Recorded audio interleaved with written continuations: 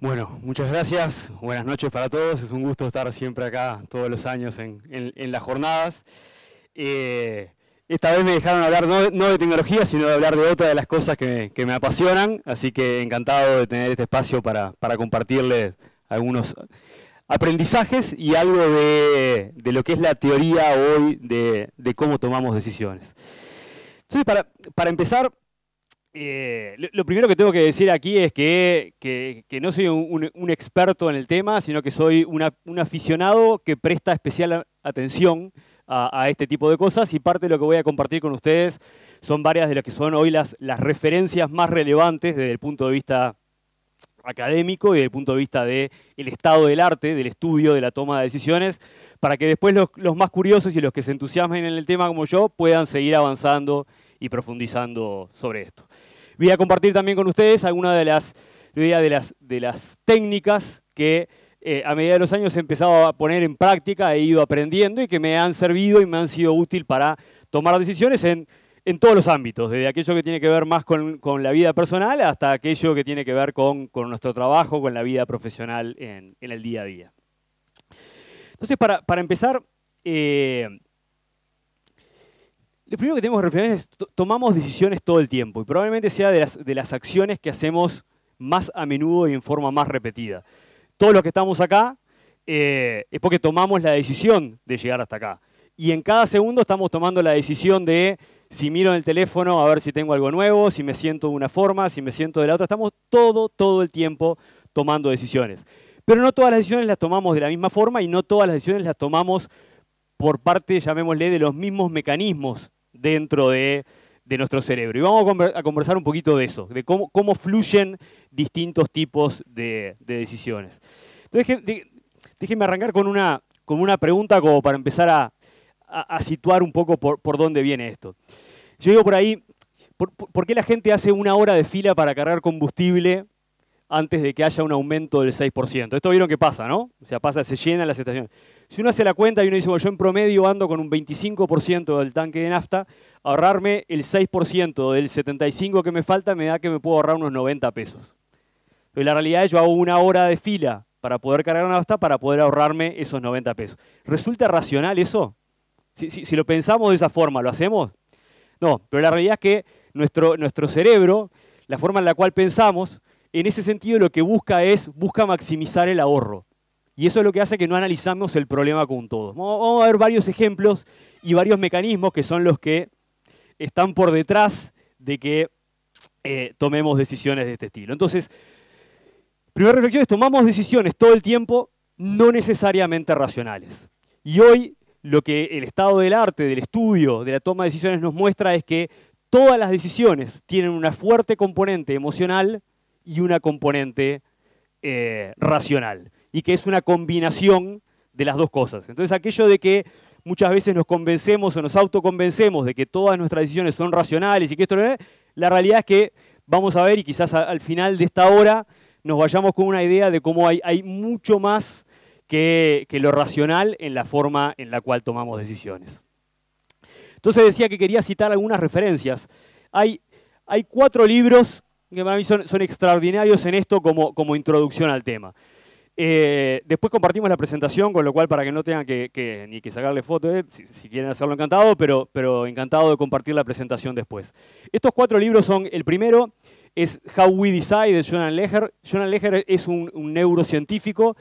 Es de los primeros libros que al menos yo me he encontrado que, escrito por un neurocientífico, está escrito para personas como nosotros, digamos, que nos puede interesar el tema, pero sin que hagamos una carrera del estudio de eso. Y explica específicamente cómo, desde el punto de vista neurocientífico, muchos procesos se dan dentro del cerebro para la toma de decisiones. Particularmente hoy hay algo que se llama el MRI-F, que es la resonancia electromagnética funcional, y que es lo que permite detectar exactamente qué zonas del cerebro son las que se comportan de qué forma, dependiendo de qué estamos pensando o qué tipo de decisiones estamos tomando.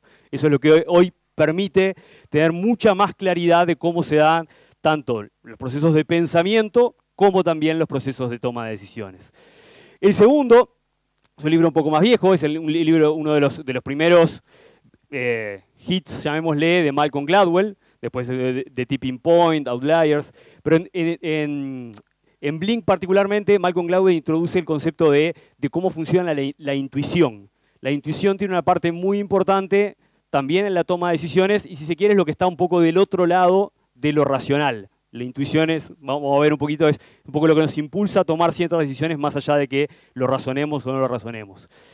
Thinking Fast and Slow, ese libro es extraordinario. Daniel Kahneman es un psicólogo, es el primer psicólogo que fue premio Nobel de Economía y de hecho es la persona que introdujo el concepto de lo que se llama Behavior Economics, es decir, el análisis del comportamiento desde el punto de vista económico. Y es desde el 71 cuando sacó su primer paper respecto a un tema que vamos a hablar, que es lo que se llama Loss Aversion, es de los autores que han, y de los estudiosos que han traído mayor conocimiento desde el punto de vista del análisis del comportamiento. Y el cuarto es un libro que se llama The Paradox of Choice, de Barry Schwartz. Barry Schwartz tiene una charla en TED que es extraordinaria sobre el libro en particular, y lo que ese libro habla es del conflicto que nos genera el tener muchas opciones. Hay veces que nosotros tenemos la concepción de que tener muchas opciones es bueno. Cuanto más opciones tengamos para decir es bueno, eso genera un enorme proceso de estrés cuanto más opciones tengamos. Y ahí si les interesa ese tema en particular, les recomiendo The Paradox of Choice de Barry Schwartz.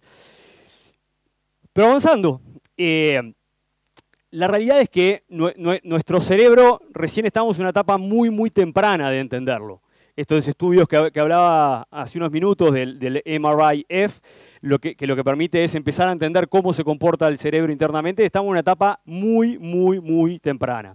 Pero hay algo que está súper claro, y es que hay una parte adelante que tenemos detrás de la frente, que es lo que se llama el prefrontal córtex, que esa es la sección donde se concentran las emociones. El prefrontal córtex es donde se concentran las emociones, y de hecho es una de las partes del cerebro que más nos diferencia del resto de las especies.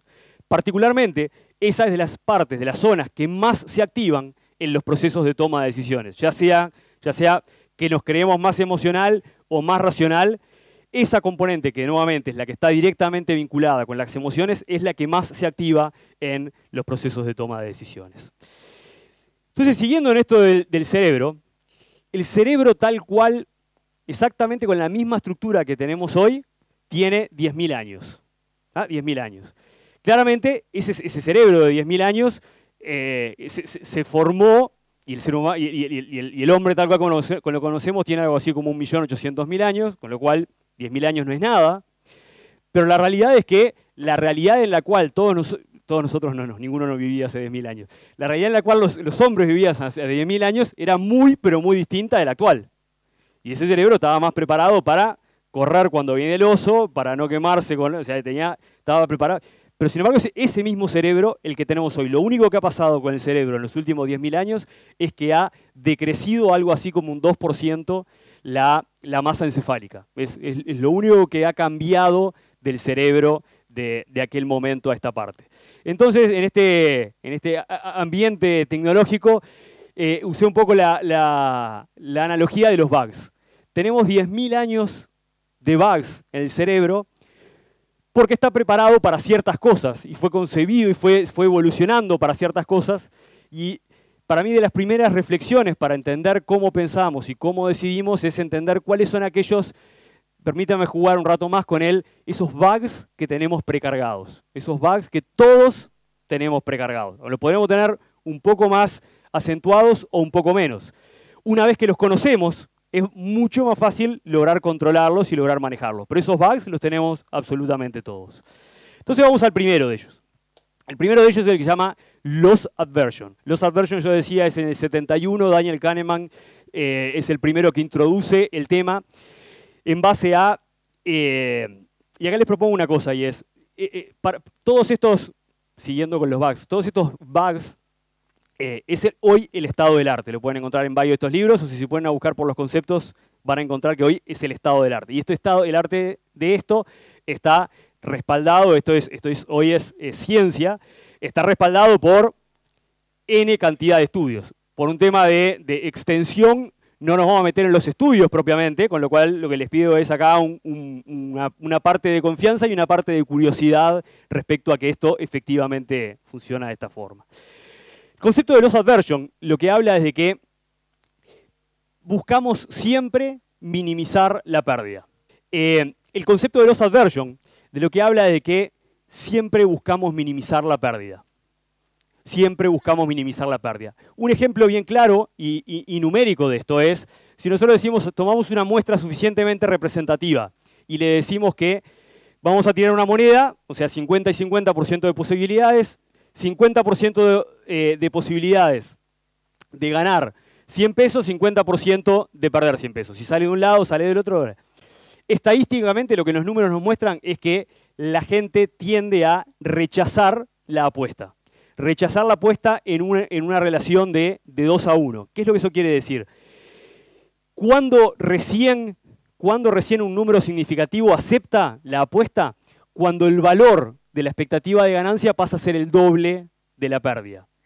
Nuevamente, este es un ejemplo, este es un estudio. Pero lo que esto nos muestra es que preferimos minimizar la pérdida a el valor que le damos a la expectativa de ganancia. Preferimos minimizar la pérdida al valor que le damos a la expectativa de ganancia. Vamos a algunos ejemplos más de esto. Y antes de ir al siguiente ejemplo, quiero introducir un concepto que es, para dejarnos pensarnos de esta forma, es la forma en la cual nos hacemos preguntas condiciona las decisiones que tomemos. La forma, quedémonos eso pensando, la forma en la cual nos preguntemos las cosas condiciona las respuestas o las decisiones que tomemos. Entonces déjenme poner este ejemplo. Si yo digo, nos dan para elegir 2 tratamientos médicos y nos dicen, un tratamiento médico tiene 0,0001% de daño permanente. Y por otro lado me dicen, y este otro tratamiento médico tiene la probabilidad de que 1 en 100.000 personas tenga daño permanente. ¿Es la misma la sensación con las dos? ¿Por qué no es la misma? Porque en la segunda, yo tengo que estoy visualizando ese 1. Y lo primero que pienso es, ese 1 puedo ser yo. Cuando yo esto, si yo, y están de acuerdo que matemáticamente es exactamente lo mismo, ¿no? El número es exactamente lo mismo. Estoy diciendo exactamente lo mismo, lo estoy planteando de 2 formas muy distintas. La respuesta frente a esta pregunta es 8 a 2, el cómo se responde a esto. Es decir, 8 de cada 10 van por esta opción. ¿Por qué nuevamente? Porque una vez que visualizamos el 1, la forma en la cual conceptualizamos esa opción es 100%, es completamente determinante. Este concepto de loss aversion, imaginémonos el impacto que esto tiene en las negociaciones. ¿Por qué? Porque cuando yo estoy en un modo en el cual quiero minimizar la pérdida, esto es lo que nos hace que sea sumamente difícil para nosotros negociar, porque nos es muy difícil ceder algo. ¿Se acuerdan la película Una mente brillante? John Nash. Una de las derivadas de la teoría del juego de John Nash es un ejercicio propuesto por él que se llama de Ultimatum Game. Y lo que el ejercicio dice es, hay 2 personas, A y B. A A se le dan 1.000 pesos, ¿ok? Y el juego tiene la siguiente regla. A le tiene que decir a B, yo me voy a quedar con tanto y vos te vas a quedar con tanto, ¿ok? Y B puede aceptar o rechazar. Si B acepta, se hace la transacción. Si B rechaza, los dos pierden todo, ¿ok? Imaginemos que A le dice a B, bueno, yo me voy a quedar con 800 y te voy a dar 200. ¿Qué hará B? No puede. No puede cambiar la regla de juego. La regla de juego son no puede. B rechaza. ¿Por qué rechaza? Porque siente que eso es injusto. B rechaza porque eso es injusto. Pero cuando B rechaza, ¿qué hizo? Perdió 200. Porque la regla dice que no puede. Pero tendemos a... El loss aversion impacta en aquello que sentimos que no es justo, porque en consecuencia estamos perdiendo algo. Lo negamos, lo rechazamos. Pensemos en este ejemplo desde el punto de vista del impacto que tiene esto en la negociación. El siguiente ejemplo, la siguiente reflexión que se hace sobre esto es si esto mismo se plantease de una forma en la cual A no es una persona, sino que es una máquina que me da un número aleatorio, y en una de esos números aleatorios lo que me dice es me da 200, el que está del otro lado lo va a aceptar. ¿Por qué lo va a aceptar? Porque sabe que no hay ni una injusticia ni hay un alguien que se está beneficiando del otro lado más que él mismo. Lo que va a decir es que se va a aceptar. Entonces, en el mismo caso, en condiciones distintas y en un contexto distinto, la respuesta que tenemos es distinta. Entonces, primer concepto súper importante es nuestro cerebro nos lleva todo el tiempo a buscar minimizar la pérdida, y esto nos vuelve al ejemplo del gasto del combustible. ¿Tá? O sea, y hago las 2 horas porque con esto siento que está así, porque si voy a cargar mañana, en realidad pagué de más los 90 pesos anteriores. El siguiente de los bugs es lo que se llama el confirmation bias. Bias quiere decir sesgo. Esto quiere decir el sesgo de confirmación. Y esto es cómo nuestro cerebro nos lleva a autoconfirmarnos de aquellas teorías que tenemos. ¿Qué es eso de autoconfirmarnos? Nos autoconfirmamos de 2 formas. La primera es filtramos información. Es decir, y después los invito a que piensen cada uno para cada uno de nosotros, y es cuántas veces nos convencemos de algo y filtramos información en el sentido que hay cierta información que cuestiona eso de lo cual nos convencimos, pero la corremos. ¿Tá? Y eso lo hacemos en forma automática. Y al mismo tiempo nos creamos, de hecho hay un artículo de Jonathan Leher, de los primeros de los libros, que era escritor de la revista Wired, y había un artículo que el título era muy bueno, que decía The Reason Why We Reason, la razón por la cual razonamos. Y lo que explicaba era cómo, en varios ejemplos, cómo vemos cierta cosa o creemos cierta cosa y nos autocreamos las historias para convencernos que eso es algo que razonamos. Y vamos a ver algunos ejemplos de cómo funciona.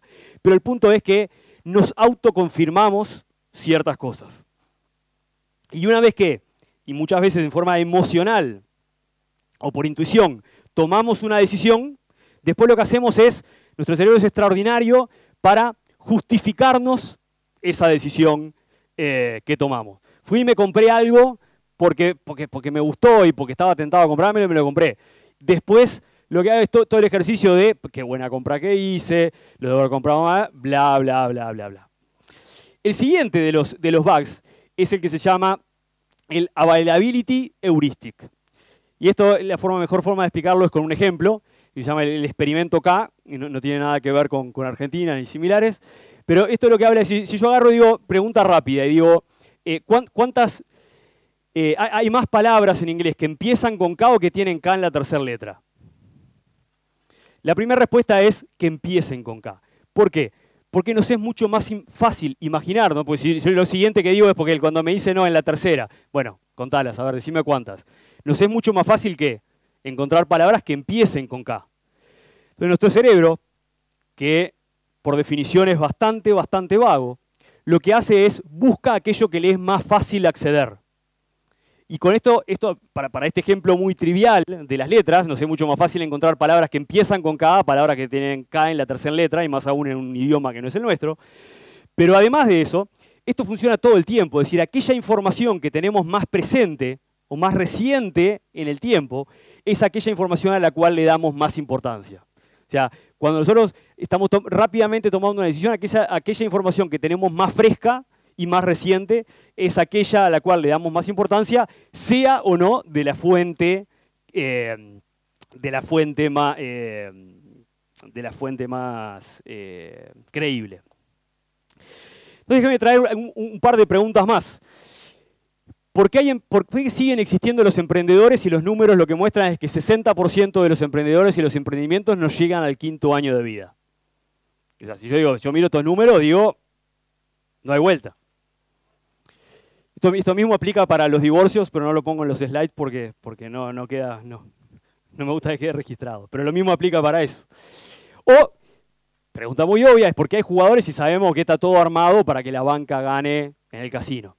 Bueno, todas estas preguntas tienen una respuesta y eso es uno de los bugs que se llama optimism bias. El optimism bias es una condición por la cual, cuando emocionalmente tomamos la decisión de algo,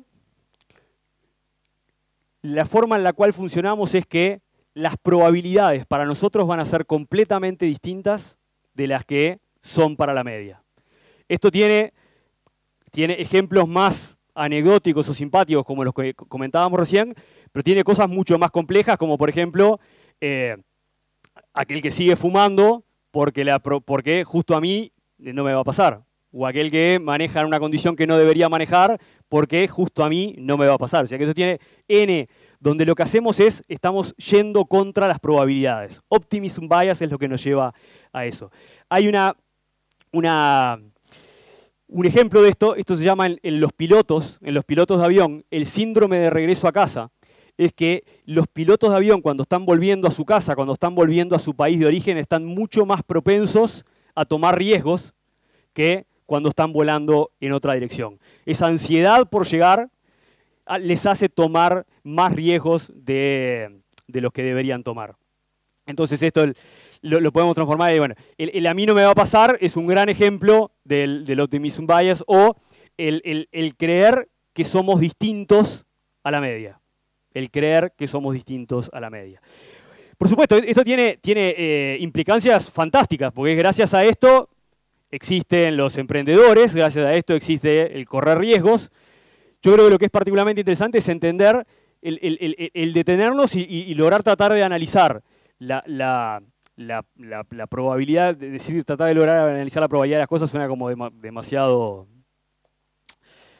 estructurado, pero es lograr separar aquello de estoy dispuesto a tomar ciertos riesgos de aquello de claramente me estoy creyendo que estoy completamente por fuera de las probabilidades o de la media.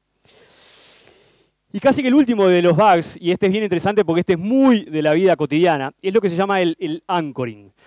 Y el anchoring, déjenme poner un ejemplo también bien sencillo, es decir, bueno, rápidamente cuál es el resultado de cada una de esas dos multiplicaciones. Son exactamente los mismos números.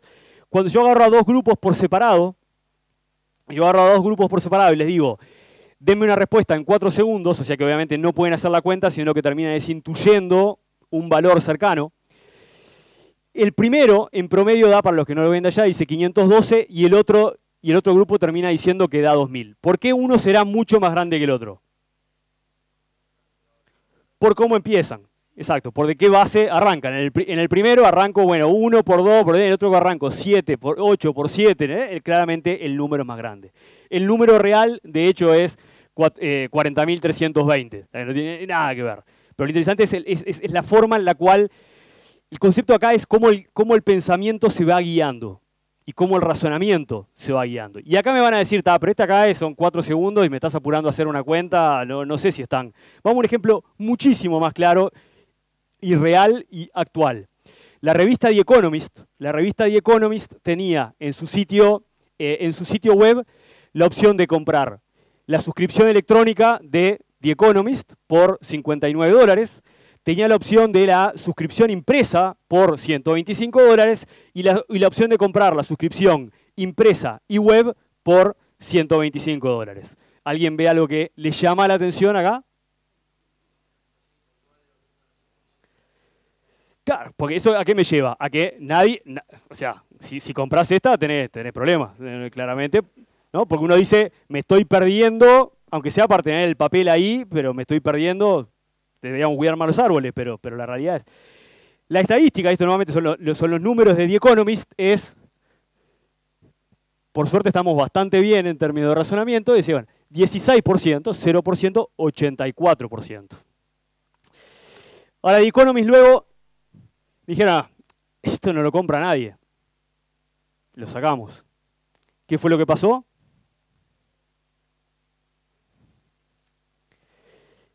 La existencia de una tercera opción,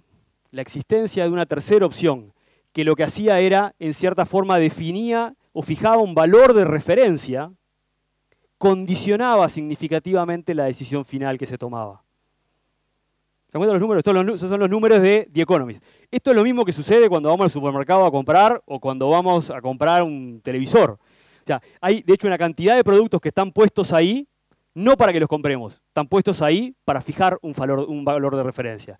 Pero más allá de la aplicación desde el punto de vista de comercial y desde el punto de vista de marketing, yo creo que lo interesante aquí es entender cómo nuestro razonamiento, que nuevamente lo podemos creer muy racional, pero puede ser condicionado y puede ser llevado por ciertos caminos en función del proceso por el cual hagamos. Entonces, fíjense que podemos concluir un par de cosas hasta acá, que es la forma en la cual nos hagamos las preguntas condiciona las decisiones que tomemos. El proceso que sigamos condiciona las decisiones que tomemos. ¿Estamos bien hasta acá? Bien.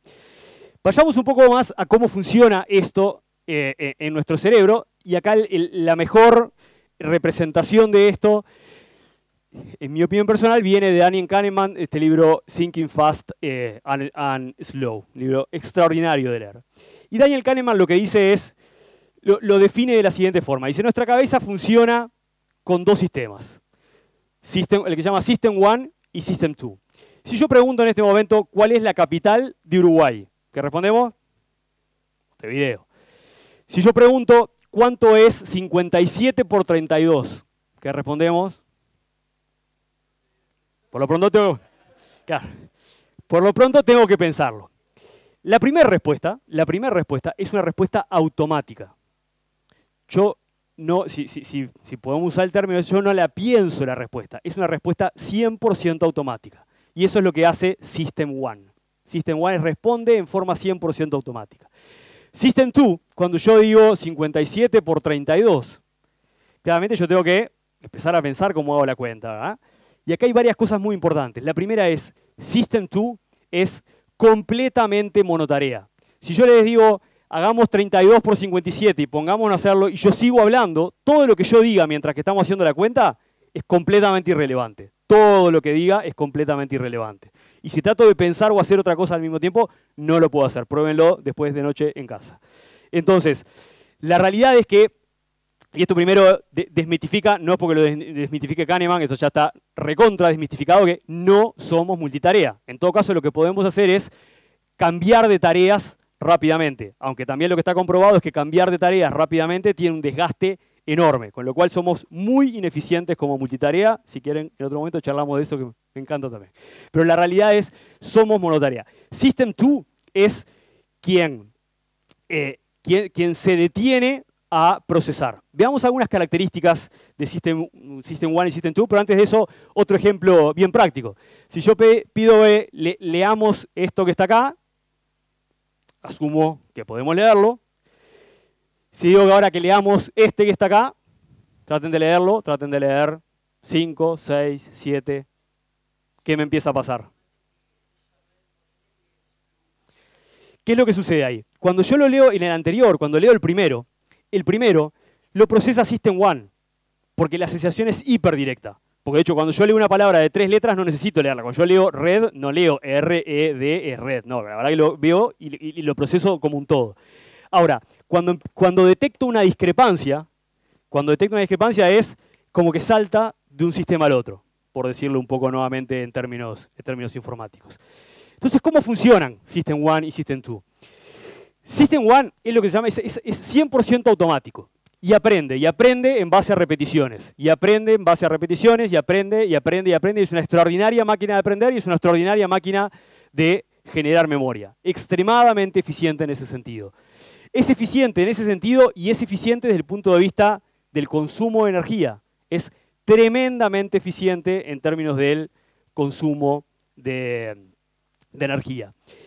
Y es quien crea lo que se llaman las historias de causa-consecuencia. Es quien crea las historias de causa-consecuencia. ¿Qué quiere decir? Cuando vemos una situación determinada y hacemos un análisis de eso rápido, y no es un análisis fundado, y hacemos un análisis de eso rápido, ese es System 1. Y System 1 lo que hace también es, me genera toda la justificación de por qué eso es así. Ahora vamos a ver algún ejemplo. Pero System 1 es en definitiva, si volvemos a lo que hablábamos antes del confirmation bias, es el que toma la decisión rápido, ve algo rápido y después me crea toda la justificación que hay por detrás. Y en el otro extremo está System 2. System 2 necesita foco, necesita 100% del foco.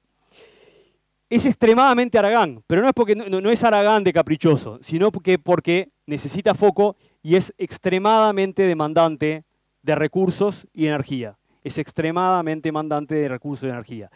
Y volviendo a situar esto en los 10.000 años del cerebro, el cerebro está preparado para minimizar al máximo el consumo de energía. O sea, busca ser una máquina extremadamente eficiente en términos de el consumo de energía. Entonces, por un lado es muy gastador, es muy Aragán y es muy, usaba la palabra por ahí, solidario. ¿Por qué solidario? Porque cuando System 1 se inventa cosas, System 2 le dice, bien, tenés razón, es así. Porque es la más fácil. O sea, lo deja seguir. Ese es el concepto. Entonces, déjenme poner un ejemplo más. Que es, si yo digo, bueno, un caramelo más un bombón cuesta 1.1. El caramelo cuesta 1 más que el bombón. ¿Cuánto cuesta el caramelo?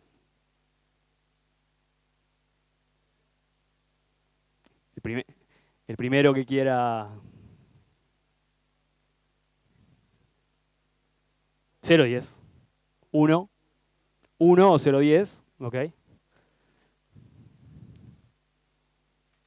1,5. Pero estaba bien rumbeado en el dónde ibas. ¿Por qué? Porque dijimos que era 1 la diferencia. ¿Qué es lo interesante acá? Lo interesante acá es, nuevamente, nosotros cuando... ¿Qué pasa? Ese ejercicio, la verdad que no dimos tiempo para pensarlo bien. Cualquiera de nosotros nos dan 3 minutos y un papel, lo resolvemos sobrado. ¿Ah?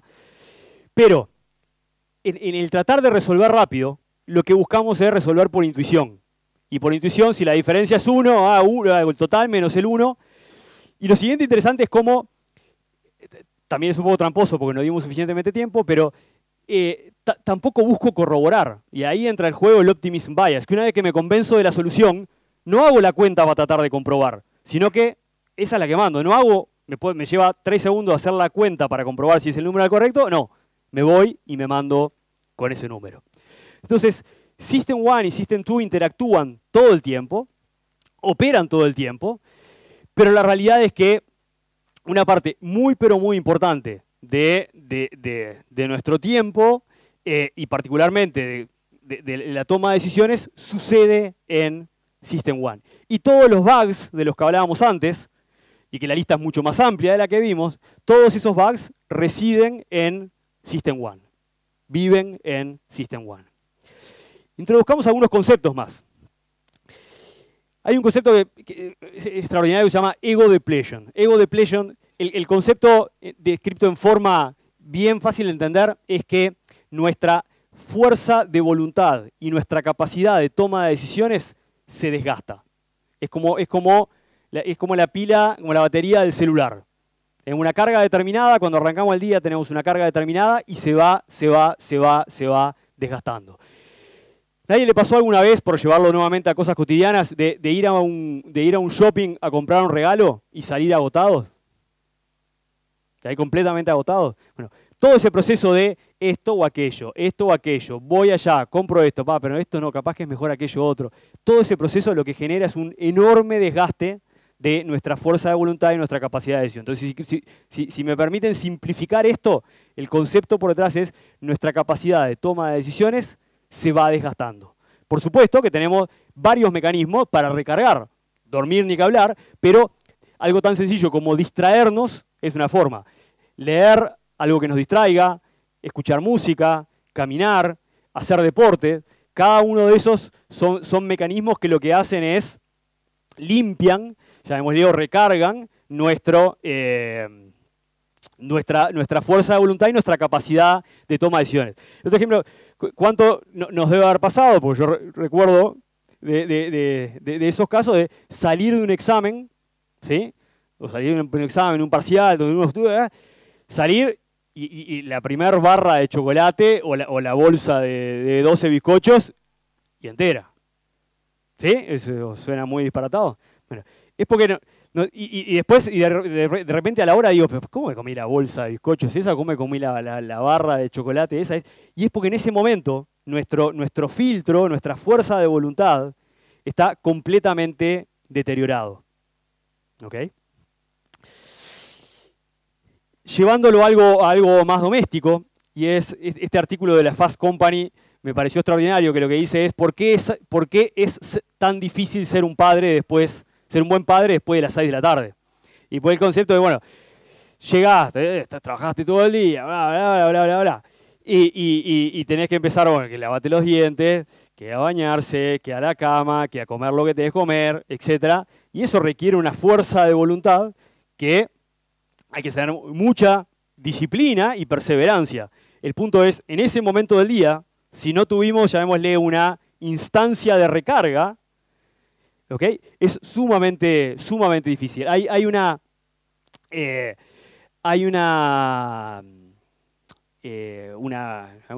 teoría de productividad personal que dice manage your energy, not your time. El concepto es que tenemos que lograr aprender a administrar más nuestra energía que nuestro tiempo. Nuestro tiempo, por supuesto que es importante administrarlo, pero muchas veces buscamos organizar más nuestro tiempo y le ponemos mucho foco a organizar nuestro tiempo, porque organizar el tiempo es fácil, es ponerle horas a las cosas. Organizar nuestra energía es mucho más complejo, porque implica encontrar aquellas actividades que nos recarguen de energía, aquellas actividades que nos distraigan, aquellas actividades que nos permitan volver a cargar eso que podemos llamar nuestra capacidad de toma de decisiones o nuestra fuerza de voluntad. Entonces, nuestras decisiones en realidad en la práctica no son tan razonables o tan racionales como creemos. Y yo ponía acá, bueno, ¿qué hacer con todo esto? Y acá lo que quiero compartirles es llevarlo a algunas cosas prácticas y fácilmente identificables que creo que nos pueden ser útiles a todos. Y algunas reflexiones primero. La primera es, esto me parece súper importante tenerlo presente, que no decidir es decidir. O sea, cuando yo tengo que tomar una decisión, mientras que yo no tome la decisión, estoy tomando una decisión, que en todo caso es la decisión de no hacer nada. O de dejar que la probabilidad, lo random, decida qué va a suceder. Pero no decidir es decidir. Y eso me parece súper importante, sobre todo cuando nos enfrentamos a tomar una decisión importante. No decidir es decidir. Entonces yo creo que podemos pensar cómo pensamos, y un poco los ejemplos que quise venir comparando hasta ahora es cómo podemos identificar la presencia de estos bugs en nosotros. Y una vez que identificamos cómo pensamos y podemos pensar cómo pensamos, podemos empezar a pensar cómo decidir y empezar a administrar nuestras decisiones de una forma distinta. Entonces ahora sí quiero compartir algunas, llamémosle técnicas, no sé si llamarle técnicas o prácticas que nos pueden ser útiles. La primera, y de esto habla Daniel Kahneman, dice, muchas veces cuando nosotros vamos a tomar decisiones, hay tres cosas que las mezclamos, pero que en realidad deberíamos lograr separarlas claramente. Y esas tres cosas son los hechos. ¿Qué son los hechos? Los hechos es aquella cosa que no podemos modificar.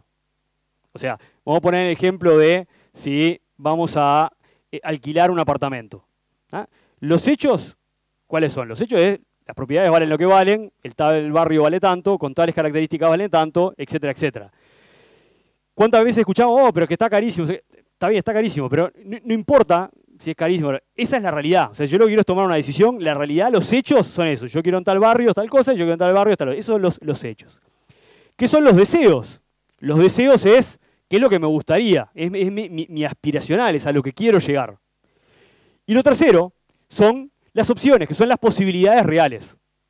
Encontrar la intersección entre los hechos, mis deseos y las posibilidades es lo que nos permite tomar decisiones que tengan un resultado satisfactorio. Pero acá lo que los invito es, piensen después en decisiones que estén tomando o en alguna decisión reciente y hagan ese ejercicio de separar estas tres cosas y veamos cómo muchas veces la realidad es que nos complica la toma de decisiones porque tendemos a combinar aquello que son los hechos con lo que queremos y queremos cambiar la realidad y la realidad se puede deformar un poquito, pero no se cambia. El siguiente, esto es de un autor, en realidad no es de él, pero lo leí de él por primera vez, que se llama John Mayer, Y tiene un concepto que para mí es extraordinario y fácil de acordarse por 10, 10, 10, 10. Entonces lo que él dice es, o lo que él transmite de que alguien más decía es, bueno, yo tengo que tomar una decisión y preguntarme, bueno, ¿cuál es el impacto de esta decisión en los próximos 10 minutos, en los próximos 10 días, en los próximos 10 meses o en los próximos 10 años? Podemos elegir distintos bloques de tiempo. Pero ¿por qué esto es interesante? Porque ¿cuántas veces nos estresamos o nos desgastamos por decisiones que no importa lo que hagamos en 10 días no va a haber cambiado nada? Y ahí mi reflexión personal es, ¿qué tanta energía poner en decidir algo que no importa cuál de los 7 caminos que tenga, dentro de 10 días no va a haber cambiado nada? Entonces, ¿eso la hace tan relevante? Tiene tanto, porque también seamos conscientes, y acá esto lo uniría con The Paradox of Choice de Barry Schwartz, que la acumulación de decisiones, y particularmente de aquellas decisiones complejas, lo que nos generan es un desgaste y nos generan un estrés. Uno de los principales motivos de estrés es el tener que tomar decisiones. La siguiente, en mi opinión, buena práctica es poner límites. Nuevamente, vuelvo al ejemplo del apartamento. Bueno, poner límites. ¿En qué barrios, en qué rangos de precio y qué características? Pero acotarlo. Yo no puedo tomar una decisión entre 20 opciones distintas. No podemos tomar una decisión entre 20 opciones distintas. Entonces yo no logro acotar el rango de opciones, no logro acotar sobre cuáles son las que efectivamente voy a, por ejemplo, analizar seriamente para decidir, me es sumamente complejo. Entonces, tanto acotar las opciones como acotar el tiempo. Dice, bueno, ¿sabes qué? Para mañana viernes tengo que tomar la decisión. Se acabó, no postergo más. Y no importa cuál sea la decisión, para mañana, al fin del día, voy a tomar la decisión. Lo siguiente, y acá es donde 2x3 me cuestionan cuando comento esto, es, si yo tengo 2 opciones, tengo A y B, y estoy hace 3 semanas con A y B, y no logro decidirme entre A y B. Busquen un método de azar entre A y B. Y acá 2x3 me preguntan, ¿pero haces eso de verdad a veces? Y mi respuesta es, sí. Entonces, tengo 2 opciones, que me llevo 3 semanas pensando. Y la realidad es, ¿qué tan distintas son si llevo 3 semanas o soy extremadamente ineficiente para tomar decisiones o realmente están muy... ¿Ibas a decir algo? No, perdón. Pensé.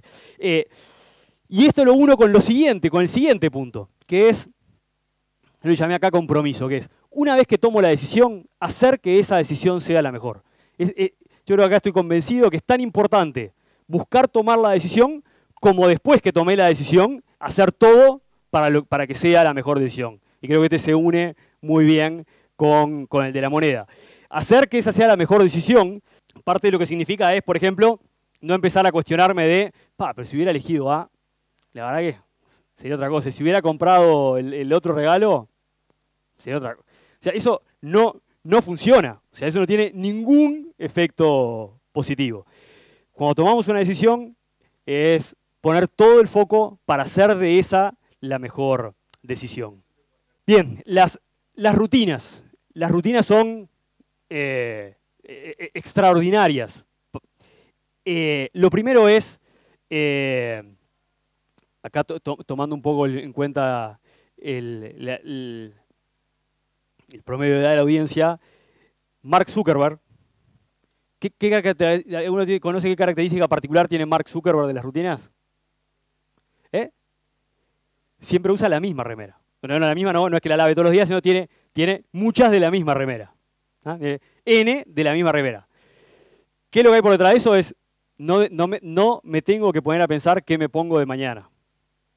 Espero que no corten el video y lo saquen de contexto después, porque no es lo que quise decir. No estoy hablando de mí.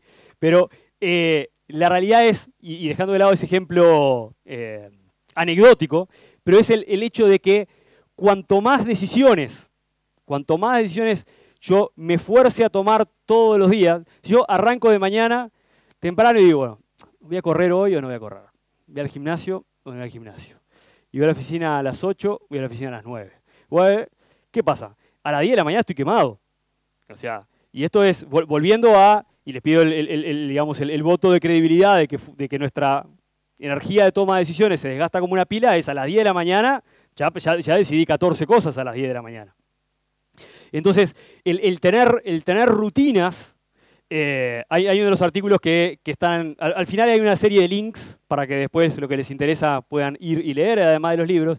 Hay uno de los artículos que es uno de los que habla más en detalle del ego depletion, de este desgaste que tiene como recomendación, dice, definí la noche anterior qué es lo que vas a hacer al otro día de mañana. Es muchísimo más fácil decidir la noche anterior qué es lo que vas a hacer mañana. Si vas a ir al gimnasio a las 7, si te vas a poner esto, si te vas a poner... Es muchísimo más sencillo. Y al otro día de mañana es ejecutar ese plancito que me armé. Yo, por ejemplo, para el tema del deporte, en ese sentido, soy extremadamente disciplinado. O sea, lo planifico por adelantado. Porque después en el momento uno ya está más cansado. La decisión que se toma en el momento está mucho más influenciada por la emoción que por lo racional.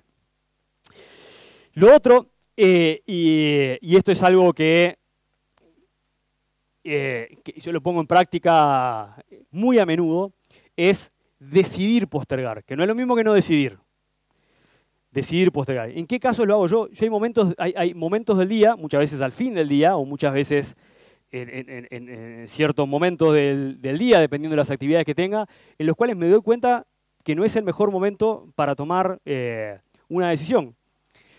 En mi caso particular, yo trabajo con todos los países de América Latina y con Estados Unidos. Y me pasa que de repente estoy hablando con la gente de México y acá son las 8 de la noche, y para ellos, dependiendo del momento, son 2, 3 o 4 horas antes. Y de repente tengo que decir algo y yo no, entiendo esto, no lo voy a decir ahora.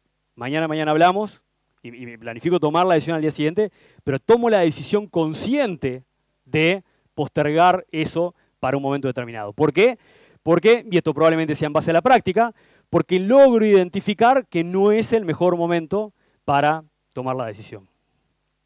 Esto tiene mucho que ver también con empezar a observarnos en ese sentido. Y esto es parte de un proceso de cada uno. Y el último, hay una expresión en inglés que me da la sensación que es muy difícil traducirla al español, que es los trade-offs. Los trade-offs es una forma de traducirlo, los compromisos, las decisiones de compromiso. Cuando uno tiene que tomar una decisión que sabe que deja algo en el camino. Si unimos esto con el loss aversion, ya estamos convencidos de que nos es muy difícil tomar la pérdida. Nos es muy, muy difícil tomar la pérdida. Me quedó el recuerdo, y los invito a aquellos que les interese a verlo, hace ahora unos 18 meses atrás, perdón, acá está la fecha, 14 de julio del 2015, es una entrevista que le hace el New York Times a Obama, también está en los links. Le hace la entrevista al New York Times a Obama en el momento en el cual Obama cierra el acuerdo con Irán, a partir del cual Irán permitía que inspeccionaran sus plantas nucleares y Estados Unidos y el resto de las Naciones Unidas le abrían el flujo de dinero, le abrían las cuentas. Pero ¿qué era lo interesante ahí? Lo interesante ahí es interesante ver el diálogo entre el periodista y Obama, porque el periodista le dice, bueno, pero ¿cómo cedimos, cómo aceptamos ceder a liberarle los fondos? Y lo que Obama dice es, porque dadas las condiciones que estaban dadas, era la mejor opción que podíamos tomar para aquello que era lo más importante, que era lograr poder auditar las plantas nucleares. Entonces, eso era lo más importante. Todo el resto era negociable y estaba dispuesto a ceder. Pero es interesante nuevamente el diálogo entre el periodista y Obama, porque claramente el diálogo, la pregunta del periodista viene desde el loss aversion. Y claro, de la injusticia. Claro, ¿por qué le estamos dando esto si los venimos persiguiendo para que nos dejen? Y la respuesta de Obama es, y es interesante, los invito a que lo vean porque circulan sobre el tema como 5 minutos, y dice, no, pero es la mejor decisión que podemos tomar dado el contexto. En mi opinión, esto aplica en nuestra vida todo el tiempo. En cómo hay cosas que tenemos ¿qué es lo más importante? ¿Cómo priorizamos? ¿Qué es lo más importante que queremos ganar? Y bueno, y el resto tengo que asumir que ahí puedo perder. Cuanto más le llame perder, más difícil es. O sea, el significado de las palabras tiene un fuerte peso, como vimos inclusive hasta en el cómo nos hacemos las preguntas. Bien, para cerrar. Espero que nos hayamos un poquito convencido de que no somos extremadamente racionales para tomar decisiones. Yo creo que lo interesante, y de nuevo ojalá genere un poco la curiosidad de leer y entender un poco más de esto, es conocer las reglas del juego. ¿Qué es conocer las reglas del juego? Conocer los bugs que tenemos. Llamémoslo así, de vuelta, los tenemos todos. Podemos manejarlo un poco mejor, ¿verdad? Pero los tenemos, están todos ahí. Y habiendo dicho eso, muchas gracias. Les propongo los que quieran, me mandan un mensaje y les hago llegar los slides. Al final de los slides, además de que están la referencia de los libros, hay varios de los artículos, de las entrevistas, etcétera, varios artículos que probablemente si leen los artículos se van a entusiasmar mucho más todavía para leer los libros. Muchas gracias.